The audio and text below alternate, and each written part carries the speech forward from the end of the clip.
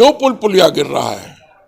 कैसा तुमने इंफ्रास्ट्रक्चर का तैयारी किया? कौन डिजाइनिंग किया?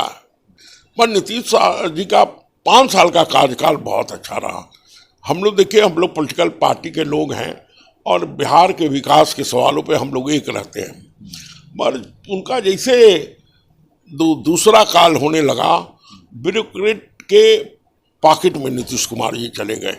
बिहार का कैसे भला हो, बिहार का विकास हो, जो हमारे गरीब गुरबा लोग हैं जिनका मकान नहीं है, जिनको मकान मिलना चाहिए, जिनका खेती बढ़िया से सुचारू रूप चलना चाहिए, किसान को सुविधा होना चाहिए, और जो बेरोजगारी को हम कैसे दूर कर सके, इसका संकल्प लेना चाहिए। अभी जो प्रेजेंट स्थिति है कांग्रेस की बिहार में, कहाँ देखते हैं? नहीं लगता है कि बिहार में कांग्रेस जो है डीएक्टिवेट होने के कगार पे? कांग्रेस एक विचारधारा है, कांग्रेस लाने से नहीं। कांग्रेस का लंबा इतिहास है, आज़ादी से लेकर अब तक, और देश की आज़ादी में हमारे लोग का कुर्बानी है। हम लोग ने, हमारे बाप दादा शहीद हुए हैं, इसलिए गांव गांव में एक उबाल बना कि अब कांग्रेस को ही लाना है, और यही कारण है कि कांग्रेस का वोट बढ़ा है सब जगह, और जहां हमारे उम्मीदवार रहे उनको वोट मिला है। प्रधानमंत्री जी जिस ढंग से बात करते हैं और जितना उनको घुमाने आता है देश में, उतना बड़ा जादूगर हमको नहीं मिला। जादूगर? हाँ, जादूगर है प्रधानमंत्री, जादूगर हैं। राहुल जी क्या बोले कि कौन लोग भारतीय जनता पार्टी के बारे में आरोप लगाए, भारतीय जनता पार्टी, मगर ये नहीं बोले देश के हिंदू, मुसलमान, सिख, ईसाई के बारे में कहे कि सब लोग हमारे लिए बराबर है। वैसे हिंदू हिंसा फैलाते हैं, ये बोला था उन्होंने। वैसे हिंदू, यानी वैसे हिंदू बोलने का तात्पर्य उनका बीजेपी के ओर था। हाँ, निश्चित रूप से। मगर बीजेपी ने उसे क्या किया कि देश के लोगों में उसे पड़ोस दिया कि हिंदुओं को। ऐसा है कि आप तो आदरणीय प्रधानमंत्री जी का भाषण सुनते हैं, काफी अच्छा बोलते हैं। वो काफी अच्छा बोलते हैं, बहुत अच्छा, लोगों को लुभाते हैं।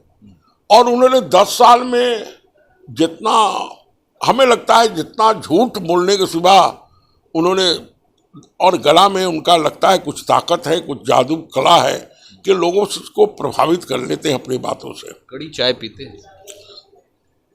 होंगे। राहुल गांधी के बारे में क्या लगता है?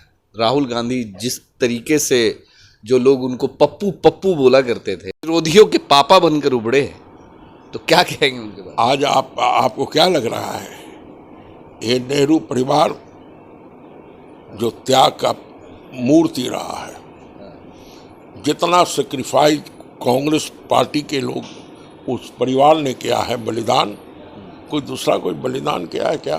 बहुत कम लोग ऐसा होता है, अपना जान और शरीर को निछावर करके देश का सेवा नहीं करता है।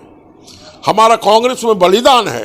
क्या भारतीय जनता पार्टी के लोग आज़ादी में कहाँ थे? कहाँ उनका संस्कार था? कहाँ उनके लोग थे?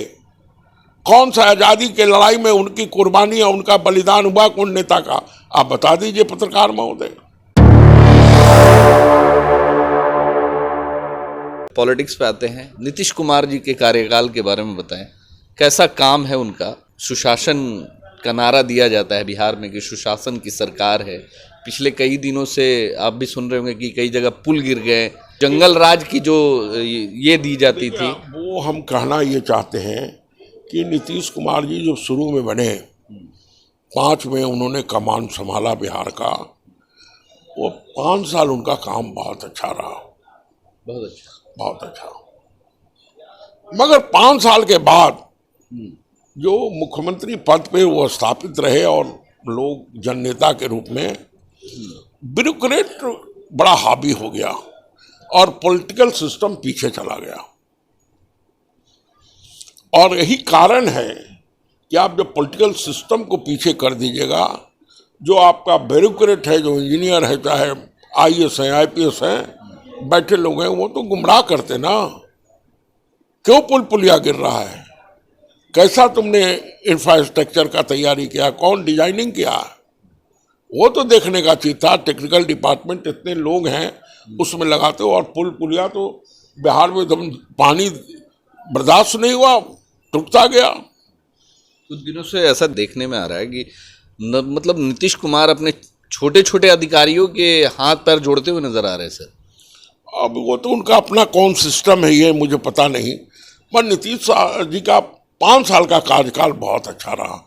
हम लोग देखिए, हम लोग पॉलिटिकल पार्टी के लोग हैं और बिहार के विकास के सवालों पे हम लोग एक रहते हैं, पर उनका जैसे दूसरा काल होने लगा, ब्यूरोक्रेट के पॉकेट में नीतीश कुमार जी चले गए। तो विशेष राज्य की दर्जा की मांग कर रहे हैं नीतीश कुमार और उनके पार्टी के लोग भी। सरकार बनेगी तो विशेष राज्य का दर्जा लेना है बिहार के लिए। तो अब जो है आवाज़ उठने लगी है। लोग ऐसा सोच रहे थे कि खासकर राजद वाले कि अब ये लोग विशेष राज्य का दर्जा का मांग नहीं करेंगे, मगर आज से कल से उठने लगे। नहीं, मुझे ऐसा लगा कि जब तक जॉइंट कैंपेन चल रहा था भारतीय जनता पार्टी और जेडीयू का, उस समय इन सब सवालों का चर्चा नहीं हुआ विशेष राज्य का। मगर अब चुनाव के बाद विशेष राज्य का दर्जा हो रहा है तो हम लोग उससे पीछे थोड़ी रहेंगे। बिहार का जितना डेवलपमेंट होगा, बिहार को जिस विकास में पहुंचना चाहिए था, वो अभी तक हम लोग कहाँ पहुंच पाए हैं, और अन्य राज्यों से नहीं, हम पीछे हैं। लोग आशंका लगा रहे सर कि 2025 में हो सकता है कि नीतीश कुमार फिर से तेजस्वी जी और इंडिया महागठबंधन की तरफ आकर के। सवाल पे हम नहीं बोलते, हम सवाल पे ही बोलते हैं बिहार का कैसे भला हो, बिहार का विकास हो। जो हमारे गरीब गुरबा लोग हैं, जिनका मकान नहीं है, जिनको मकान मिलना चाहिए, जिनका खेती बढ़िया से सुचारू रूप चलना चाहिए, किसान को सुविधा होना चाहिए, और जो बेरोजगारी को हम कैसे दूर कर सके, इसका संकल्प लेना चाहिए। अच्छा, बिहार में कांग्रेस अभी जो प्रेजेंट स्थिति है कांग्रेस की बिहार में, कहाँ देखते हैं? नहीं लगता है कि बिहार में कांग्रेस जो है डीएक्टिवेट होने के कगार पे? देखिए, हमने इस चुनाव में ज़्यादा तो नहीं, मगर हम मध्य बिहार में घूमने का हमें मौका मिला और गए गांव गवई में, सब लोगों से बातचीत किए। कांग्रेस एक विचारधारा है, कांग्रेस लाने से नहीं। कांग्रेस का लंबा इतिहास है, आज़ादी से लेकर अब तक, और देश की आज़ादी में हमारे लोग का कुर्बानी है। हम लोग ने, हमारे बाप दादा शहीद हुए हैं, इसलिए गांव गांव में एक उबाल बना कि अब कांग्रेस को ही लाना है, और यही कारण है कि कांग्रेस का वोट बढ़ा है सब जगह, और जहां हमारे उम्मीदवार रहे उनको वोट मिला है। लोकसभा इलेक्शन में 9 सीट मिला था सर। हाँ, 9 सीट मिला था। 9 सीट। इस बार लगता है विधानसभा में वो जो आंकड़ा है 50-50 का होने वाला है, कांग्रेस राजद। ये तो अभी इस तरह हमें कोई इसकी सूचना। आपने बताया कि कांग्रेस को लोग अब चाहते हैं, तो डिमांड बढ़ गई है लोगों में। ऐसा है, पत्रकारिता महोदय, आप भी बड़े इंटेलिजेंट आदमी हैं, आप पता लगाइए कि कांग्रेस का ऑटोमेटिक, कांग्रेस और राहुल गांधी जी का जो मेहनत हुआ कश्मीर से कन्याकुमारी तक, कम परिश्रम वो बेचारे नहीं किए हैं। और आज भी देश के सवालों पर जो जिस ढंग से लड़ाई लड़ रहे हैं, वो विपक्ष में कोई इतना मजबूती से लड़ने वाला नेता नहीं है कोई। सत्ता पक्ष तो उन पे अभी आरोप लगा दिया, हिंदुओं के बारे में बोल दिया उन्होंने। अपने भाषण में बोला कि हिंदू हिंसात्मक होते हैं। उन्होंने बोला कि बीजेपी के हिंदू हिंसात्मक होते हैं, मगर बीजेपी और उन प्रधानमंत्री ने उसे दूसरी तरफ रुख मोड़ दिया। प्रधानमंत्री जी जिस ढंग से बात करते हैं और जितना उनको घुमाने आता है, देश में उतना बड़ा जादूगर हमको नहीं मिला। जादूगर? हाँ, जादूगर है प्रधानमंत्री, जादूगर हैं। अच्छा, वो बात को घुमा देते हैं। राहुल जी क्या बोले कि कौन लोग भारतीय जनता पार्टी के बारे में आरोप लगाए, भारतीय जनता पार्टी, मगर ये नहीं बोले देश के हिंदू, मुसलमान, सिख, ईसाई के बारे में कहे कि सब लोग हमारे लिए बराबर है। वैसे हिंदू हिंसा फैलाते हैं, ये बोला था उन्होंने। वैसे हिंदू, यानी वैसे हिंदू बोलने का तात्पर्य उनका बीजेपी के ओर। हाँ, निश्चित रूप से। मगर बीजेपी ने उसे क्या किया कि देश के लोगों में उसे पड़ोस दिया कि हिंदुओं को। ऐसा है कि आप तो आदरणीय प्रधानमंत्री जी का भाषण सुनते हैं, काफी अच्छा बोलते हैं। वो काफी अच्छा बोलते हैं, बहुत अच्छा। लोगों को लुभाते हैं। और उन्होंने 10 साल में जितना, हमें लगता है जितना झूठ बोलने के सिवा उन्होंने, और गला में उनका लगता है कुछ ताकत है, कुछ जादू कला है कि लोगों को प्रभावित कर लेते हैं अपनी बातों से। कड़ी चाय पीते हैं? पीते होंगे। राहुल गांधी के बारे में क्या लगता है? राहुल गांधी जिस तरीके से जो लोग उनको पप्पू पप्पू बोला करते थे, विरोधियों के पापा बनकर उभरे हैं, तो क्या कहेंगे उनके बारे में? आज आपको क्या लग रहा है, ये नेहरू परिवार जो त्याग का मूर्ति रहा है, जितना सेक्रीफाइस कांग्रेस पार्टी के लोग उस परिवार ने किया है बलिदान, कोई दूसरा कोई बलिदान किया है क्या? आज उनकी दादी शहीद हो गए, उनके पिताजी शहीद हो गए, उनके चचा शहीद हुए, और उसके बाद भी इस देश के सवालों पे जरा सा सिक्कन नहीं है देश को बचाने के सवाल पर। वो एक एक क्षण अपने आप को पूरी समर्पित कर दिए। बहुत कम लोग ऐसा होता है, अपना जान और शरीर को निछावर करके देश का सेवा नहीं करता है। हमारा कांग्रेस में बलिदान है। क्या भारतीय जनता पार्टी के लोग आजादी में कहाँ थे? कहाँ उनका संस्कार था? कहाँ उनके लोग थे? कौन सा आजादी के लड़ाई में उनकी कुर्बानी और उनका बलिदान हुआ कौन नेता का? आप बता दीजिए पत्रकार महोदय।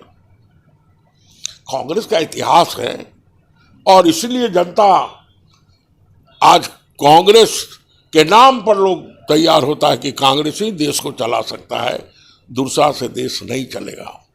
तो विकास की ओर तो बीजेपी वाले ले जा रहे हैं। क्या विकास किए?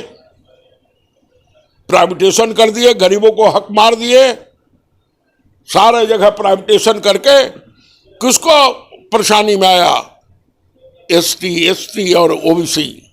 सर सबके हाथ में मोबाइल दे दिया सर, तो मंगल ग्रह पे यान को ऐसा पहुंचा। है कि मंगल ग्रह में जाने पर पेट भर जाएगा क्या? आप बता दीजिए। विश्व गुरु बनने जा रहे। विश्व गुरु कैसे बनेंगे? मैं नहीं मानता उनको विश्व गुरु। विश्व गुरु तब मानते कि धरती पर खुशहाली लाते, शांति कायम करते, भाईचारा का पैगाम देते, तब शांति गुरु थे। 2047 में तीसरे पोजीशन पे लाने जब की बात हो रही है। जब वो रहेंगे तब ना। कहाँ रहेंगे? वो कहाँ रहेंगे?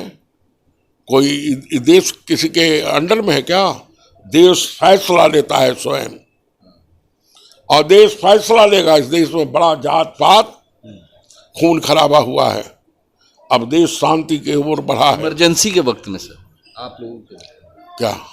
वो तो बोलते हैं कि इमरजेंसी के वक्त में जिस तरीके का लोगों ने देखा है, जो सहा है लोगों ने, लोकसभा के सत्र में बोल रहे थे अभी पहले ही दिन। हाँ, पहले दिन वो काहे बोलते हैं? बेरोजगारी मुद्दा खत्म हो गया। क्यों मैं ऐसा है ना कृषि का रोड मैप रहे, बेरोजगारी का नहीं रहे, उनकी बात चले प्रधानमंत्री जी का, वो बात वो याद करते हैं। मगर इमरजेंसी भी इंदिरा जी ने बड़े मुस्तैदी से बहुत अच्छा चलाया देश को, और जरूरत था उस समय इमरजेंसी, तब इमरजेंसी हुआ था। आप भले सही मानते हैं उस चीज? मैं गलत नहीं मानता, मैं इमरजेंसी सही था। तो लोगों को जो कठिनाई, क्या कठिनाई हुआ? कुछ नहीं, हम लोग भी तो थे इमरजेंसी में, कहाँ कठिनाई हुआ? हम लोग नौजवान थे, यूथ कांग्रेस करते थे, मतलब कठिनाई नहीं हुई। कोई ज्यादा कठिनाई। ये सत्ता लेना चाहते थे विरोधी दल के लोग, और तरह तरह के प्रचार इस देश में। अंतिम सवाल पूछेंगे, लास्ट फुलवारी शरीफ पे आते हैं। फुलवारी शरीफ के लोग को क्या मैसेज देना चाहेंगे? अगर आपको मौका मिलता है, इस बार टिकट मिलता है, तो क्या लगता है कि लोग फुलवारी शरीफ के लोग आपका साथ देंगे? फुलवारी शरीफ विधानसभा के लोग? देखिए, फुलवारी में हमने जो सेवा किया है और सेवा कर रहे हैं, लोगों का प्यार और स्नेह और सब जात के लोगों का आशीर्वाद हमें हमेशा मिला है, और हमेशा मिलता रहेगा। और हमें उम्मीद नहीं है, पूर्ण विश्वास है, क्योंकि फुलवारी का नियंत्रण मैं एमएलए रह के नहीं, गैर एमएलए भी रह के मैं खिदमत करता हूँ। 24 घंटा एक चौकीदार के रूप में वहाँ का काम करता हूँ और करता रहूँगा।